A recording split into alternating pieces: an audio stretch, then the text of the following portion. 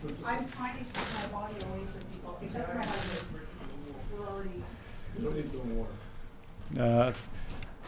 Thank you very much. My name is Adrian Dix. I'm BC's Minister of Health. Beside me is Dr. Bonnie Henry, our Provincial Health Officer. We're honored to be here on the traditional territories of the Algonquin-speaking people, the Songhees and Esquimalt First Nation, and I wanted to introduce Dr. Henry.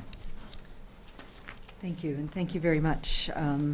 Much has happened in the last 24 hours, as I'm sure you're aware.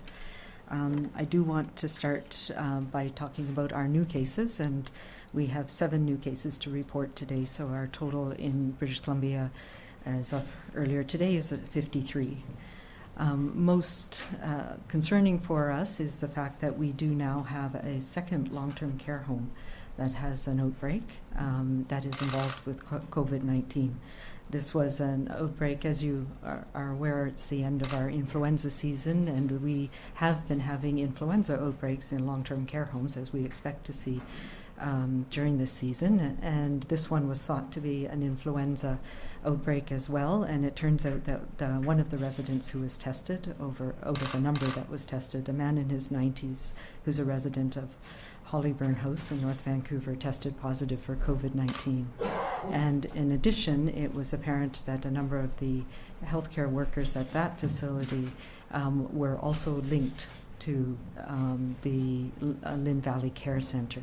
And so we have 2 additional healthcare workers who have worked at both of those facilities who've been identified through the outbreak at Hollyburn House. And they are a man and a woman, both in their 40s, and they're both in isolation at home in the Fraser Health region. So obviously, we are continuing the investigation both into the Lynn Valley Care Center and now the connections with Hollyburn House. And we talked yesterday about the fact that we do have many people who work in many different facilities, and that has been part of the investigation to track down. So these investigation and the investigation of the second outbreak, which was thought to be an influenza outbreak, converged with the understanding that this was COVID there as well. We are, of course, continuing the investigation into all of the healthcare workers, and I know there's been more testing that's happened at the Lynn Valley Care Center, and additionally, there's been a number of other residents who tested negative for COVID-19 at Hollyburn House at this time. We have another 4 cases who are in the community, all of them in Vancouver Coastal Health. 3 of them are travel related. One, a male in his 40s who traveled to the UK, primarily London and Scotland. And we have a couple in their 40s, a male and a female, who are additional cases who were on a travel to on a tour and a cruise on the Nile in Egypt. So that again increases the number of people in our province who've been associated with travel to Egypt. I think, obviously we're continuing to monitor. Sorry, we have one additional male in his 50s who we have not yet determined the source of his where he picked up COVID-19. So he's another of our community cases, and he is in the Vancouver Coastal Health region and is in stable condition at home in isolation. We remain at 1 person right now who's in hospital, a woman in her 60s in Fraser Health, as we mentioned yesterday, and she is in stable condition. And on a positive note, we have 2 more of our cases who are fully recovered. So we now are up to 6 of our 53 cases who have met the criteria, both of symptoms and have testing that means they're no longer infectious to others, as far as we know. So many things have changed in the last 24 hours, and I know you're aware of things that have happened globally, the issues that have happened in our neighbors to the south in particular, and it's become apparent that this is a rapidly changing situation again, and the risk for us in British Columbia, while it hasn't changed a lot here in BC, the risk has increased all around us, I would say, and our understanding of the situation has also changed. So there are a number of things that we have been discussing today, and measures that we feel are appropriate at this time that will be taking and announcing today. In particular, we are advising British Columbians against all non-essential travel outside of Canada, and that includes the United States. I think this is really important. It is clear at this time that the evolving situation, both in the United States and globally, is a risk for all of us, and we are strongly advising people not to travel. If you do travel, anyone who chooses to travel outside of Canada will be required to stay away from work or school for 14 days on their return.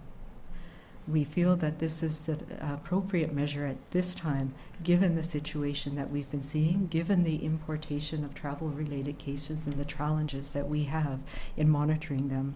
I will also say that we had many conversations today with my colleagues across the country, and the situation, particularly in Quebec, which has just come off their March break, where they had a lot of travel of students and others to France and other places in Europe, where, as you know, the outbreak has really exploded in many countries there. While I have full confidence that it will come under control, the situation is just too risky right now. And for people who feel that that is a risk they're willing to take, that is their decision. But we need to be able to ensure that our schools and our workplaces remain safe here in British Columbia now. The other thing that has become apparent is with the increasing transmission of COVID-19 at mass gatherings and events, and we've heard of many of them, including one's large event in Toronto where people might have been exposed. We had a person who became ill while at a large conference here in Vancouver, and that was concerning to people, even though the risk is very low. With the escalating risk of this community transmission, we have to do our best to slow this COVID-19 infections here in British Columbia and to protect people in our communities. So we are directing all event organizers in British Columbia that they will be required to cancel any gatherings larger than 250 people. And 250 people is not scientific. We talked a lot about what are we talking about.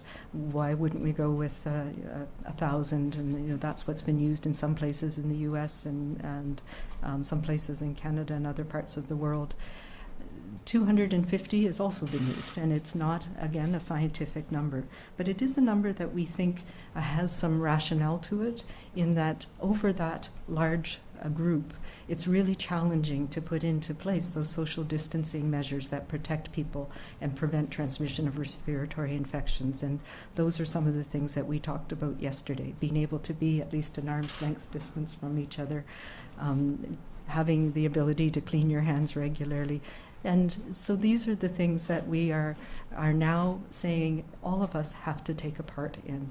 And we are looking at event organizers, whether it's community events, whether it's large events, to look at alternatives that they can use to keep that connectedness and the social cohesiveness. And that may mean, in some cases, having events where you can have a smaller number of people, reducing the number of people who come, separating them, making sure that we make allowances and allow for people who are more vulnerable to having severe infection or from dying from this to not attend events, making it easy for people to cancel out of events. And I have heard from many, many event organizers that us making this recommendation makes it much easier for them to take those measures that we need them to take to protect our health. We will be working, so what we aren't saying is that any building that has 250 people in it should be closed. Although we are telling workplaces now to start thinking about how to increase distances within your workplace, or make sure that people can do things like working from home, if that's a possibility, or holding virtual meetings, not coming together, not traveling together. So if we're talking about a Walmart, for example, where there might be 250 people, but you're still able to take those social distancing measures. You don't have to be next to somebody. You don't have to have that close interaction. You are able to cover your cough if you cough. We'll be working with post-secondary schools, with government of BC. We'll be working with the Ministry of Education and others across um, across government to ensure that we can handle these measures within those settings appropriately. We also, at this time, are not taking actions. We don't believe it's appropriate at the moment to close schools. They are, as I mentioned yesterday, a place where young people can be kept safe from a lot of things. They can learn about social distancing. We need to understand more about the role of young people in transmission of this disease, and we know that sometimes that the impacts of closing schools, particularly abruptly, can cause a lot of societal disruption and economic impact. So we want to be doing that in a measured way. I also want to say that these are measures for now. They're not forever. These are things that we think are incredibly important for all of us in society to think about as ways to stop this spread, to slow down. You've heard people talking about, I've talked about, flattening the curve so that we can prevent transmission to those who are most vulnerable to severe illness and death in our society. We can protect our healthcare system. We can protect our long-term care facilities from infection. We also recognize that this is our best advice today, and it has varied quite a bit from what I talked about yesterday, and that is taking into account as best we can what is going on around the world, what is going on in our own context, in our neighbors' context. And this is something that we will be reviewing daily. We'll certainly be reviewing our position on schools. We know that March break starts at the end of the day tomorrow, so we have a period of time where we can be thoughtful, we can investigate the issues around schools, we can talk with the stakeholders and make sure they know we know what is the best thing for us to do in the coming days to weeks as the situation continues to change around us. So these actions, as I said, are for now. And we will be reassessing both daily and weekly, and we'll be here to talk to you about those too.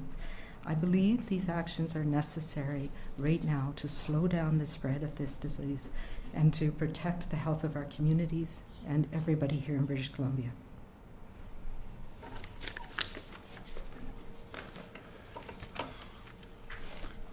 Thank you very much, and thank you, Dr. Henry, for all your ongoing work, and which represents the work of many, many people out in the community right now who are supporting our efforts to support people who have tested positive for COVID-19, but also the entire community as they deal with these issues.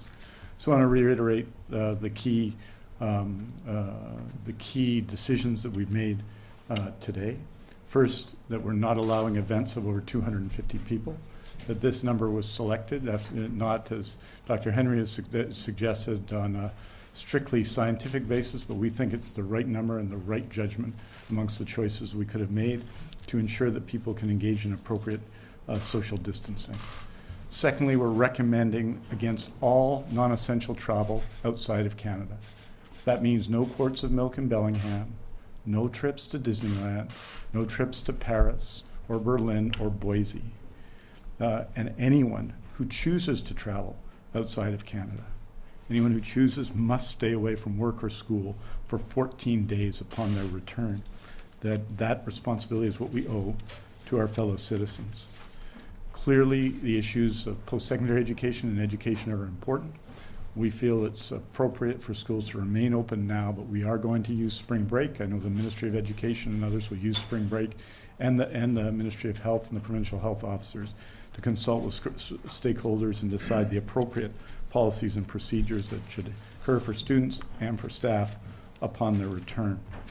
I wanted just to note with respect to the new cases that there are 7 new cases today. That makes 53 across British Columbia. Just to put this in context, I think it shows the evolving nature of the issues, that 5 of those involve travel to China, 16 of those involve travel to Iran, although not in the last few days, 1 travel from India via Hong Kong, 1 from Washington State, now 6 from Egypt, 10 involving the broader thing around the Lynn Valley Care Center, 3 involving the Grand Princess Cruise, and others involving Germany, Italy, and one's community cases that came to us through influenza screening that we do and that are currently under investigation. That's 28 in the Vancouver Coastal Health Authority, 23 in the Fraser Health Authority, 1 in the Interior Health Authority, and 1 in the Vancouver Island Health Authority. I'd also say further that tomorrow morning at 9:30,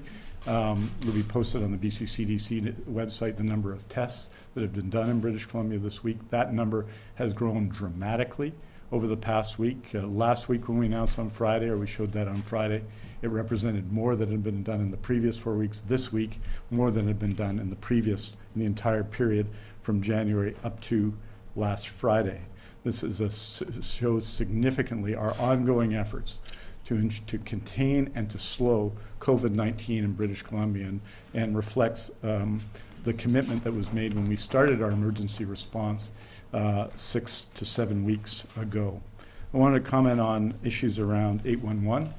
First of all, to say that the people who work at 811, the nurses and other team that works at 811 are doing an extraordinary job. I just want to put in context what they've done. Yesterday, on an average day, they receive between 1,000 and 1,100 calls in a normal course of the year. Yesterday, they received and answered 3,795 calls. And we are working hard. Obviously, there was more demand than that, but we are working hard to deal with even higher call volumes by adding resources. I know that this can be frustrating to people. We ask them to be patient, but this demonstrates the diligence and the work being done for everyone at 811, and like everyone else in the system who's working on these issues. It is, I think, a considerable achievement. We need to give them more resources, and we are. Avec les circonstances mondiales changeantes de l'épidémie de COVID-19, y compris la déclaration de pandémie de COVID-19 de l'Organisation mondiale de la santé et les risques croissants de transmission de la communauté lors des grands rassemblements publics, nous annonçons aujourd'hui que nous avons recommandé à la Fédération mondiale de curling de reporter le championnat du monde de curling féminin 2020 à Prince George. Je pense que I just wanted to note that we've also earlier today, recommended, it was Dr. Henry's recommendation, that the World Curling Championships in Prince George, the World's Women's Curling Championships, be cancelled. Nous sommes aussi en train de prendre 3 positions nouvelles pour la province, c'est-à-dire que nous allons bannir les rassemblements de plus de 250 personnes en Colombie-Britannique, que notre recommandation, c'est que personne ne voyage ailleurs qu'au Canada, et que si on voyage ailleurs, qu'il faut rester seul, s'isoler pendant 14 jours. C'est-à-dire que ce sont 3 mesures importantes pour assurer que tout le monde reste, la santé de tout le monde est protégée. And with that, we're happy to take questions. Okay, we'll start in the room. We'll go Mike, Richard, Keith. I'll come back. Okay. How many nurses specifically are you adding to 811, and when will they be online? Well, I think the number of nurses, we'll get you the specific numbers. The number of nurses has already increased significantly. I think it went from 15 to 25. So we're adding nurses, but we're also adding other resources. What we're trying to do is take and divert all the non-personal health issues away. So when organizers of events, and these issues may not arise anymore, phone us through 811 to seek information about their event, about a risk assessment for event, it would be transferred to another area. There'll be a new number to deal with those issues in the coming days, and we hope that will relieve some of the burden on 811. And we're adding resources to 811. We'll get you more information. Richard. Dr. Henry, we've seen what you mentioned, how rare the last 24 hours have been, especially in the United States. And I think a lot of people here want to know what is the difference between what's happening in the United States and what's happening here, because you've put in some pretty significant measures just now. Is it because the situation is similar here to there? Like, how do you explain that to people about what they're watching down south and whether we're in a different and potentially better situation here? Yeah, so I think we are in a very different situation here, and we've been watching very carefully, particularly for us here in British Columbia. We've been watching what's happening in Washington State, and we've been in contact with our colleagues in Washington State. What became apparent to me over the last 24 hours is the extent of the community spread in many, many, many different communities in the U.S. And I think it's only become apparent to our colleagues in the U.S. as well, that this is something that has gone beyond what they actually thought they were dealing with. And it is very challenging with the system they have in the U.S. for them to catch up. And we have seen many measures being implemented, including some that are very similar to what we're implementing here. I think the fundamental difference is that we have been a little bit ahead in terms of being able to understand the transmission in our community. I don't feel we have widespread community transmission like we're seeing in many places in the U.S. with a lot of undetected events. However, if we look around the world with just the dramatic increase in numbers of cases everywhere, that pressure on us is increasing and our risk is increasing. So we need, we talked last week about an all-of-government approach. We need now an all-of-society approach, because we cannot stop all of the transmissions into our province, and it's unlikely that we will catch all of them. We need to try and do our best to catch as many as we can, and we will continue to do that, and I've said that repeatedly. We will continue, no matter what phase or what part of this we're in, to follow up aggressively on every case that we know and to break those chains of transmission, because we know that's what stops the spread in our community, and it's really that's going to protect us in our communities and in our schools, and particularly in our hospitals. And we are focusing on the measures that we think are important to protect the people who in our communities who are most vulnerable to severe illness and death. And for that, we've talked yesterday about stepping up measures in long-term care, but also these social distancing measures that I'm talking about really, I hope, will signal to people that we all need to do our part to try and keep that distance between us. We know this is spread through droplets. So if we do things, all of us, on a society level, that prevents those droplets from getting to another person and prevents surfaces from making sure we're cleaning our hands, then we can slow this down and stop it and protect those people in our community that are most vulnerable. So I think we are very different in many ways. We're not at the point that they are with widespread community transmission in many communities in the U.S., not everywhere, of course, but we need to take aggressive, all-of-society measures now so that we don't end up there. Yeah, and if I just I think the fundamental difference between not the state of Washington and British Columbia and the state of Washington, this effort's been led by public health officials who sometimes did not have the resources they needed to do what we did. We had done thousands of tests when they had done dozens, right? But our approach is a public health approach first, and then we're bringing in an all-of-society, all-of-government, and then all-of-society approach. And I think the leadership of the public health system here has made a difference. But that said, they have excellent public health systems in Italy. They have excellent public health systems in Korea. They have excellent public health systems in Japan and in France. And they're facing more serious situations than we are. So this is a world problem. And British Columbia has done, I think, an effective job to date. But that doesn't mean that the world's problems isn't here. It is here, and we have to take all of these actions, a continued aggressive approach of containment and slowing down, because that's critically important to our strategy, but also we need an all-of-society approach, and that's what we're asking everyone to be part of today. Follow up, just a point of clarity, on the travel restrictions, what about people who are currently in the United States who are in the midst of a trip, and what restrictions will be them on timing? How do we ensure that people actually follow this 14 days of isolation? And just to Minister Dix as well, we saw these ministers in your government out today at community events. Is that going to stop? And what's going to happen with the legislature coming back? I'll start first. Yeah, these are discussions and decisions that we've made in consultation with others. And, I talked yesterday about talking to wise people, and I've done some of that over the last 24 hours.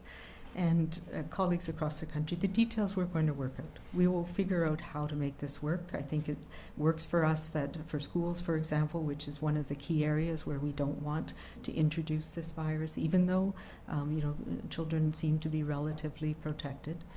So those are areas that we will work out over the next little while. Same with universities and post-secondary schools and colleges.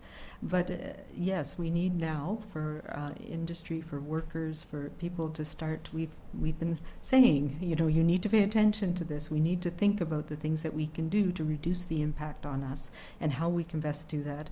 And I have been receiving lots of information from people that they needed us to tell them what to do now. That my saying we're doing a risk assessment will help you make those decisions.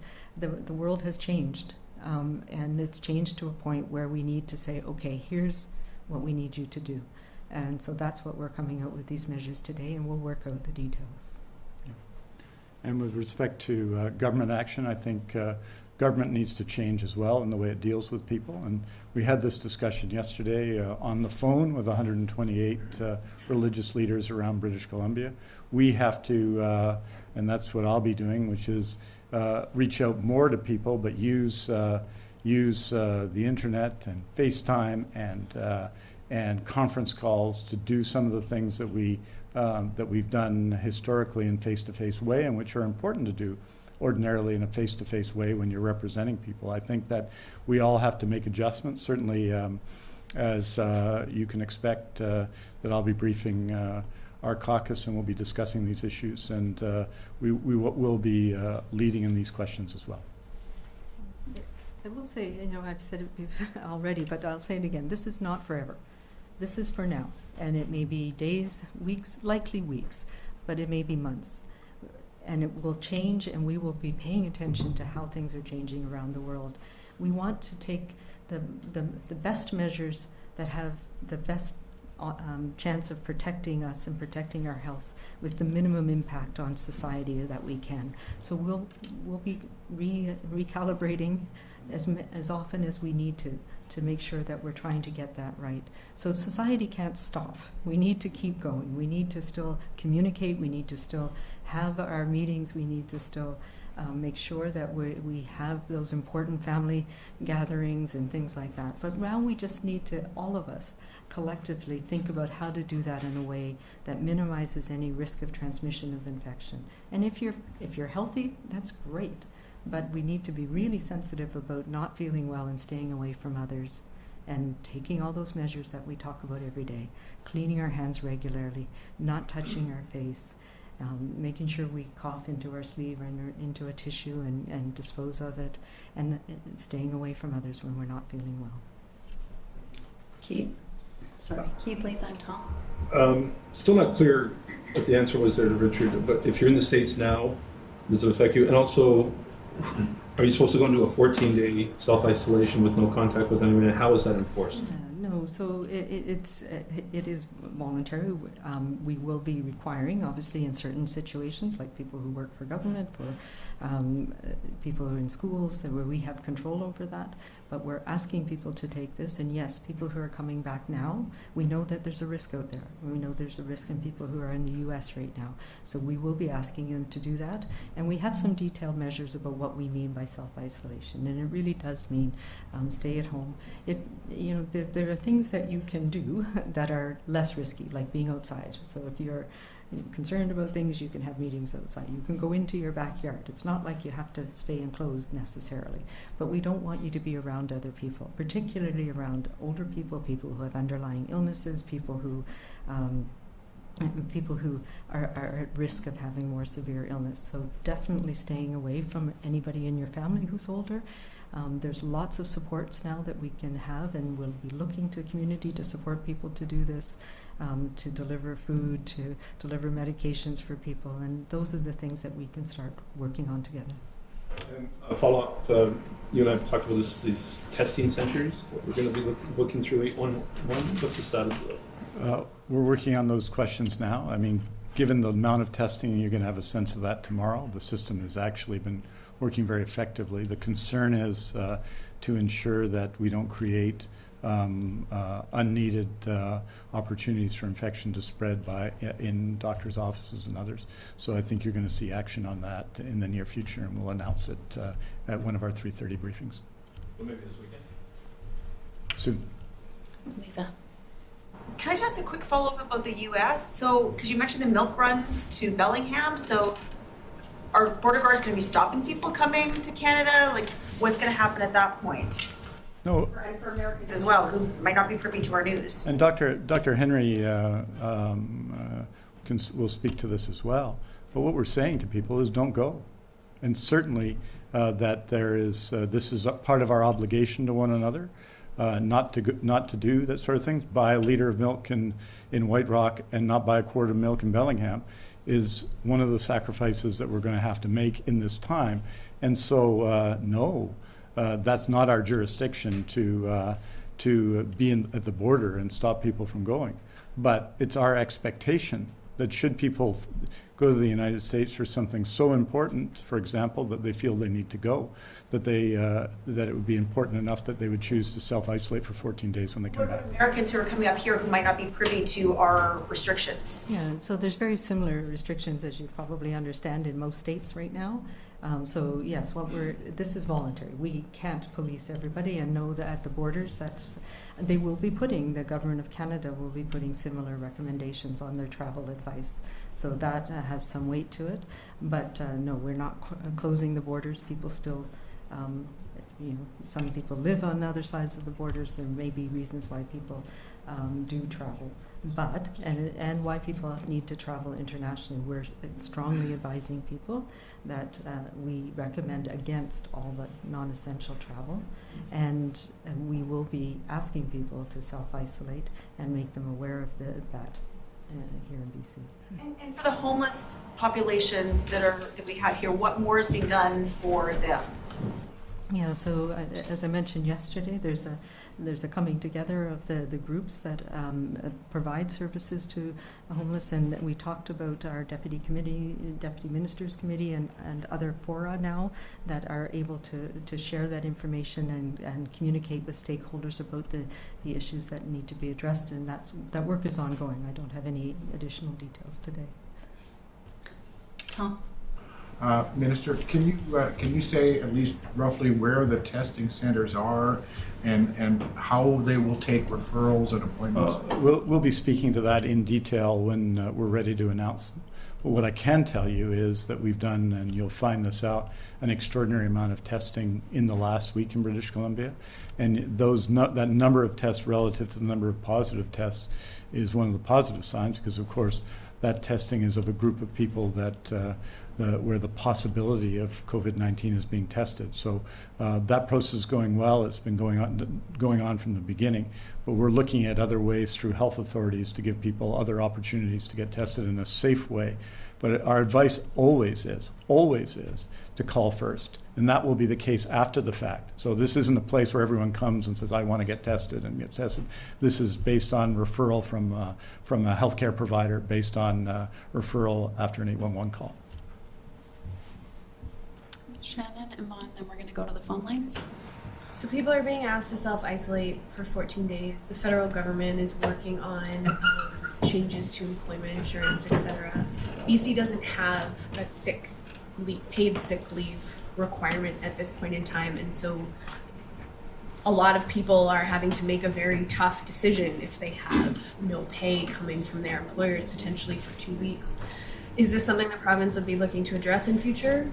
This is something the Premier is looking to address tomorrow, and he'll be speaking of tomorrow, I believe, when First Ministers come together. It's something that I know he feels very strongly about, and it's an issue that's not just about provincial government, but as we've seen with the federal government, and we're going to be working with the federal government, obviously, to assist people in this period. And I will say as well that that's part of the decision making that people have to have now. About whether your travel is essential. And this is for the protection of your personal health, but also for the protection of the health of our community right now. And just Alberta's courts had an update as to how they're handling things out there. They aren't canceling things so far, but sort of proceeding with a don't come in if you're sick. Does BC are there any developments on that side in BC? Well, first of all, the one thing I would say is that we've been dealing with issues, for example, around self-isolation for a number of weeks now. And I would say, and I think all the evidence, and Dr. Henry can speak to this in the detailed cases, we've received nothing but cooperation from people. So obviously, if you look at the Public Health Act, there's significant powers in that act to constrain people should that be required. And the reason it hasn't been used is it hasn't been required because people have been very cooperative, and we hope they continue to be that way. I mean, if you look at the development of cases, for example, you'll note that the last case from China was, I believe, on February 14th. The last case, there was a case via Hong Kong subsequent to that, but the last case from China was February 14th, which shows that some significant change in where this challenge came to British Columbia for. There were significant cases from Iran, and we haven't had one in the last couple of days, although there's no guarantees in either case. But what it tells us is that people are responding very well to what we're asking them to do. And so, well, we do have significant powers, as you've seen, both, and you've seen it in our plan to address pandemics. We do have significant powers. People have been very cooperative, and I think the community has been extraordinarily supportive. And as Dr. Henry has suggested, for example, when we saw this early on when there was a number of cases of self-isolation, particularly in the Chinese-Canadian community, people mobilizing around them to provide supports. And so this is the community doing this. This is a community response, and we need the community to respond, and they are. I just say, you know, that's one of the factors that has gone into some of the decision making today. You know, when it was China, we could focus on that. We could support the community. We could support people who are coming back. When people know the risk and they know what you want them to do, the vast majority of people, if you give them the means, will do it. And what we're finding now, I mean, just in the last week, we've had people from Italy, we've had people from Scotland, from Germany, from France, and it's from Egypt. It's a changing so rapidly, and many of those countries, we had imported cases or exported cases before they recognized that they had an ongoing challenge in that country. So it's becoming such we can't tell certain groups of people anymore to do something. Okay, it's all, if we could say only those people who are coming from Italy are at risk, but we can't say that anymore. And that's one of the reasons why you know, I believe that travel outside of Canada is very risky right now. And it's risky that you're going to come back and bring it into our community. Not intentionally, nobody wants to bring this into our communities, but unknowingly. And that's going to put people at risk here.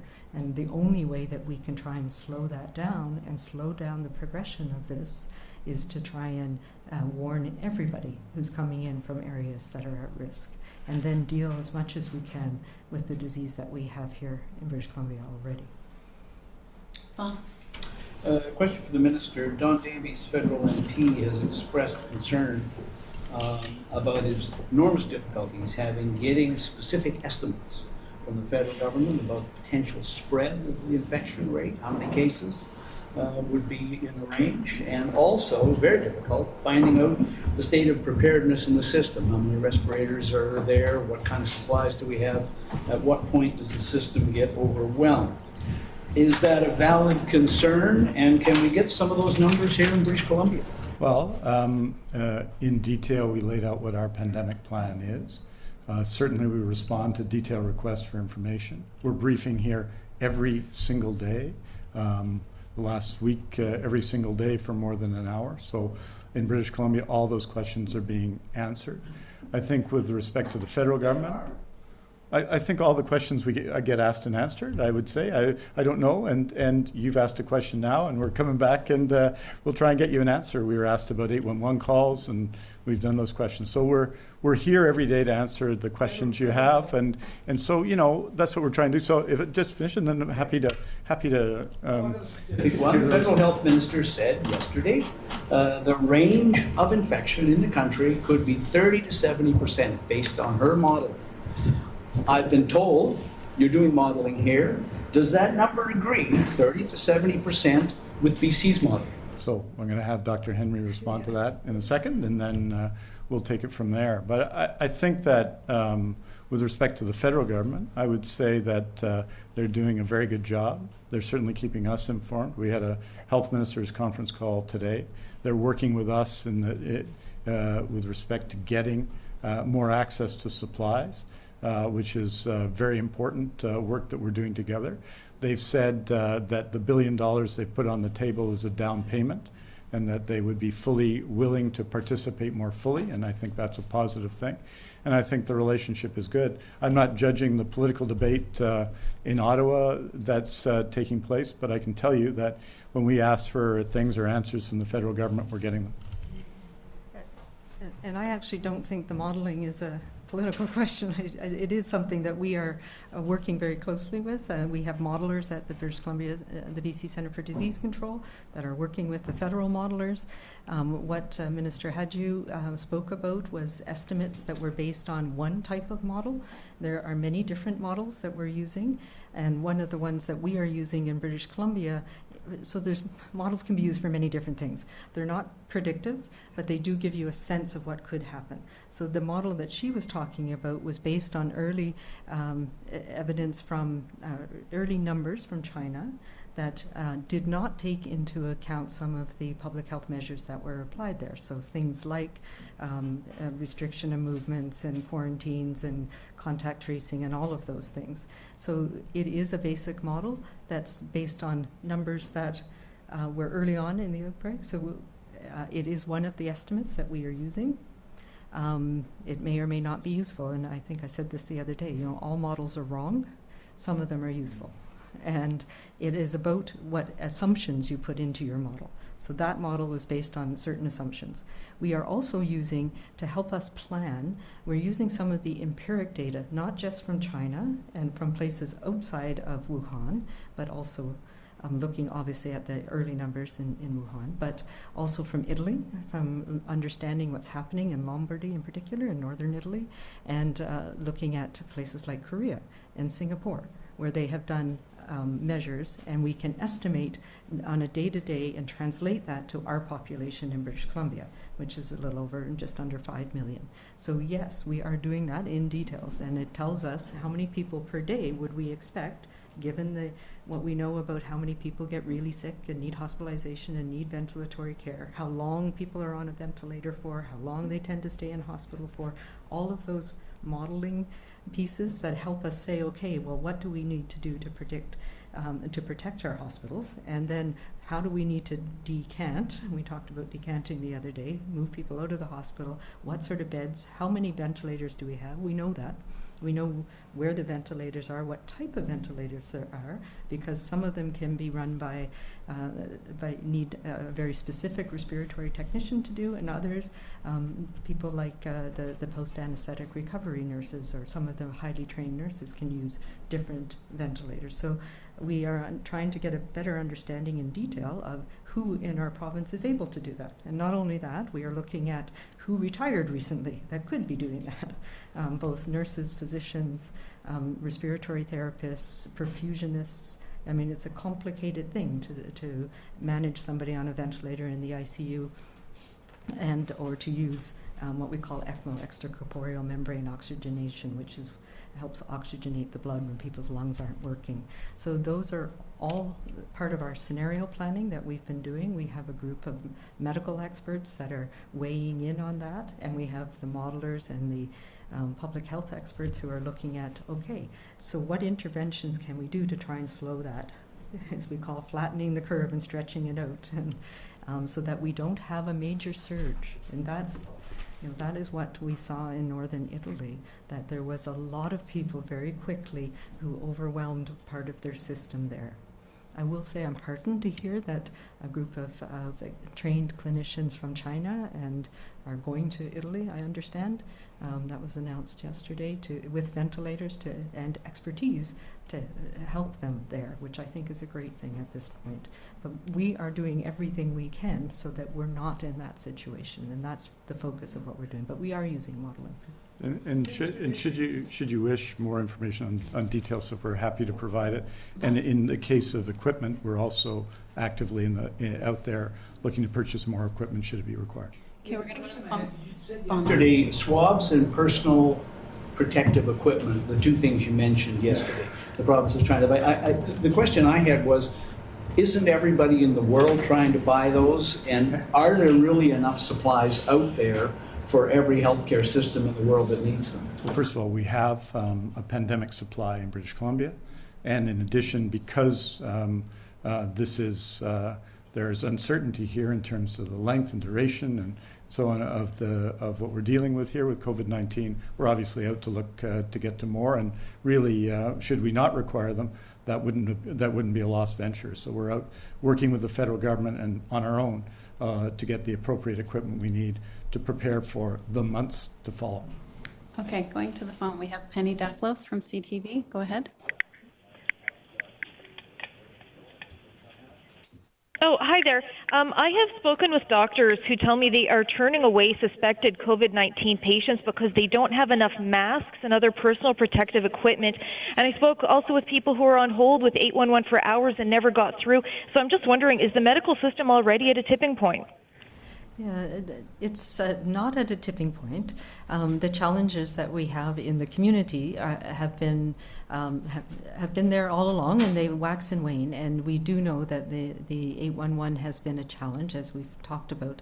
And we're working very closely with community physicians about addressing some of those needs and looking at how they, as communities and practice communities, can more effectively organized. So part of it is health authorities working with them around assessment centers, but how to organize in their practice to make sure that people can be tested safely. I think the bottom line is, if you have symptoms, the first line that you need to do is to self-isolate. If you need medical care, that is where the health system is there for you. If you're at that point where you have shortness of breath or you have challenges with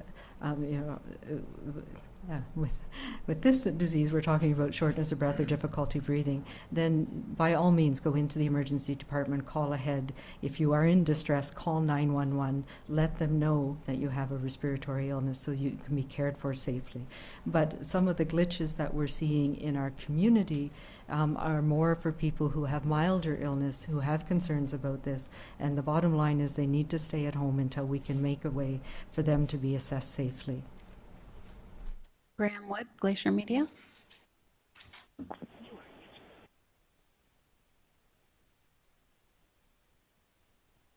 Hello? Hi, Bonnie? Hello? I'm just trying to ask, can Bonnie elaborate on the school situation? Why exactly are kids safer in schools? Yeah, so we've been working with the school districts around the province for several weeks since this all started about things that they can do in schools to reduce the risk of transmission of infection. And ideally, these are the things we would be doing all the time, particularly during respiratory season, but we've heightened that. So it's things like opportunities during the day for kids to wash their hands. So they now, do it in the morning when they come in, before they go out for recess, before they eat lunch, having an understanding of the respiratory transmission, opportunities to talk to children, especially young children, about their anxieties about this, and many of them have that. There's enhanced cleaning in the schools, so cleaning the high-touch areas more frequently, things like that. And, if this becomes, we know that many families rely on the schools for a variety of different things, not just for education for their children. And it's a place of growth and learning, social learning. It is in some cases a place where people have access to food for low-income families. And it can be a real challenge if children are off for extended periods of time and it differentially affects children who are not doing well in school, and we know that if they're off for a long time, many of them will never catch up, and that is a period that affects the rest of their life. We also know that single parent families are more adversely affected should schools close. So, I believe if there is risks in schools, then absolutely we will close them. But otherwise, we need to look at how do we make schools a safe place to allow children to be in a situation where they continue to learn, where they can be protected. And there are things that have been used in other parts of the world during H1N1, for example, things like alternating classes, reducing the number of kids that are in the school at the same time. So these are all things that obviously the school districts will be thinking about, and we'll be working with them over the coming days and weeks. Paisley Woodward from CBC.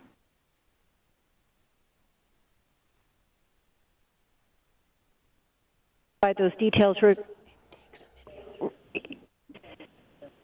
Yeah, Adrian, you talked about the equipment. Can you commit to getting us information about the number of respirators in each hospital, or at least in each health authority, for tomorrow? Well, we can get you we'll get you information about equipment and beds, absolutely.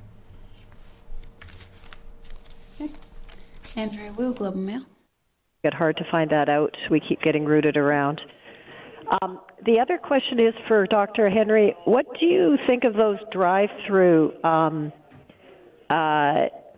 testing centers they have going in the States? Yeah, I know they've done them in Korea in particular. I think that's an option, absolutely, and we've done similar sorts of things when we've needed to test a group of people who were close contacts, for example, and we've had them go to hospital emergency department parking lots and stay in their car, and the nurse goes out and takes the swab. So that is a model that I know the health authorities are looking at. I don't think we're at that point where we need that right now in our community, and we need to understand a little bit more. And there's models that will work in different places. And I know some communities are looking at a similar kind of model for sure. Okay, Leanne Young, CBC.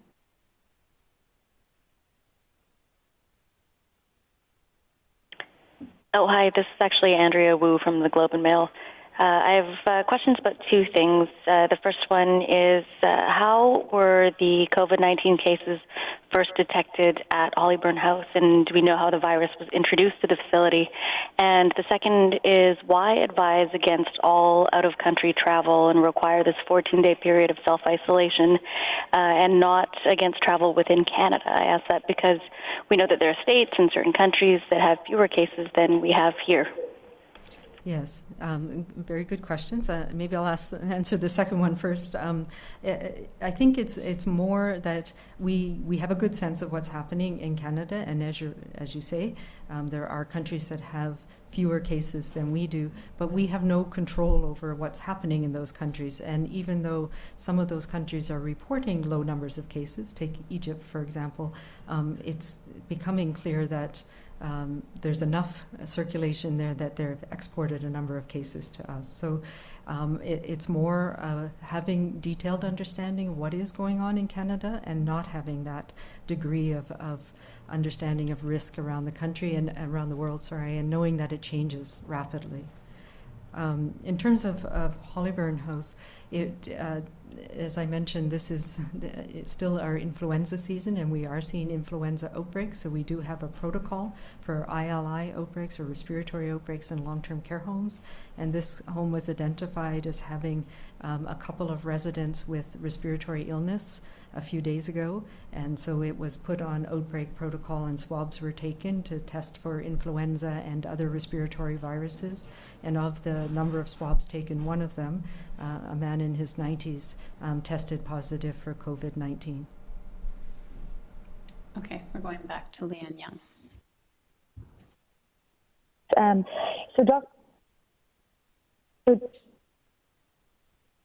Hi, so Dr. Henry, as you say, a lot has happened in the last 24 hours, and I know you guys took the time yesterday to address religious leaders.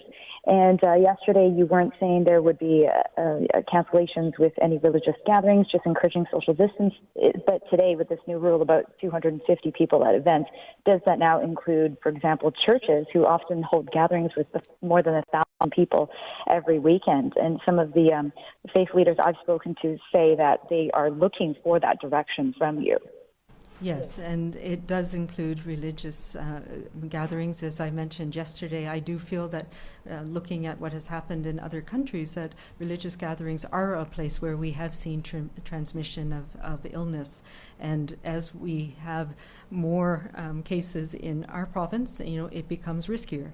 So we are asking religious leaders of all faiths to look at ways they can reduce the number of people that meet in public together or within a building together, have social distancing for those people, and look at alternate ways of supporting people to partake in those really important rituals that happen around our religious services in a way that's safe for them. And I've received some emails since yesterday from some of the innovative ways people are looking at this, and really particularly people who giving them permission not to have to come to or not to come to a particular building to practice their faith. And I think that faith is more than showing up. It's showing up perhaps spiritually and mentally as well as physically, and supporting people to be able to do that in a communal way without actually physically being together. And I think there's lots of great ways that people can do that, and I know that our faith communities are looking at that. Okay, no more questions on the phone. Coming back to the room for those I missed, Cindy and Dirk. I wanted to follow on Vaughn's question, if I may. When you talked about you have some different modeling or various different modeling that you're using. So if that one modeling said 30 to 70% of people could become sick, is there another approximate number that you could offer up under a different kind of modeling? No, so models give you different things. So those are all a part of what you could look at. So yeah, so it could be 30, it could be less, it could be more. I think 30 to 70 is what everybody's kind of stuck with at the moment, given what happened in China. But as we, what we'd really like to have is a serology test, something that tells us how many people in that community actually were infected. And that would give us a better sense of what the attack rate was. So the attack rate is, how many people in a community are actually going to be infected with this. And then of the people who are infected, how many of them actually show symptoms and get sick enough to need medical care? And then how many people who are sick and need medical care need hospital care? And what proportion need ICU care? And it's varied. It's varied. We have some data.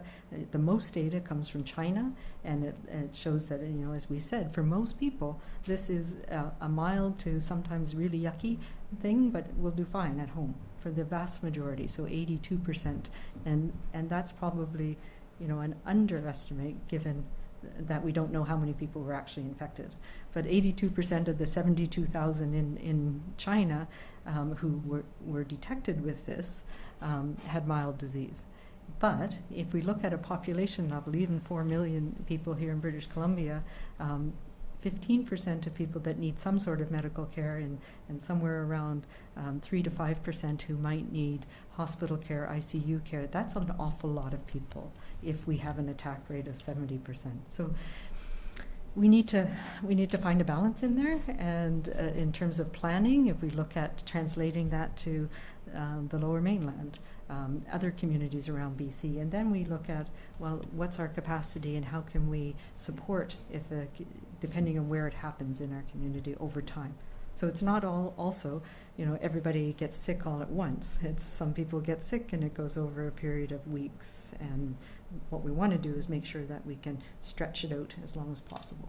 Follow-up, just to ask if, based on your projections, is there a country now that's a bigger threat for transmissions, and is that the United States? And secondly, if you're advising people, if they believe through travel or symptoms that they have COVID-19, to seek out advice through 811, is there a point at which you just ask otherwise healthy people to just stay home and isolate, or do you build assessment centers? Yeah, so the answer is yes to all of those. Yeah, so you know, it's around the world right now. We know that the number of people traveling back and forth across the borders with the United States is immense. You know, thousands and thousands of people cross the border every day, and so that is a risk for us. People go to a whole bunch of things in the U.S. Many of those are now being canceled. You know, we know that a lot of conventions and events and things have been canceled on both sides of the border now. So that will drop down and the risk will decrease. But right now, one of our biggest risks is the United States, not because it's out of control there, but because we have so many people going back and forth. So even if a small proportion are exposed, then they can bring it home, and that can be a challenge for us. In terms of, yes, at some point, if we have a lot of community transmission, we will be telling young, healthy people who aren't getting very sick, stay home, self-isolate, and here's how to take care of yourself. We have guidance about taking care of ourselves and taking care of family members who aren't that sick, and here's when you need to contact people to go to a hospital.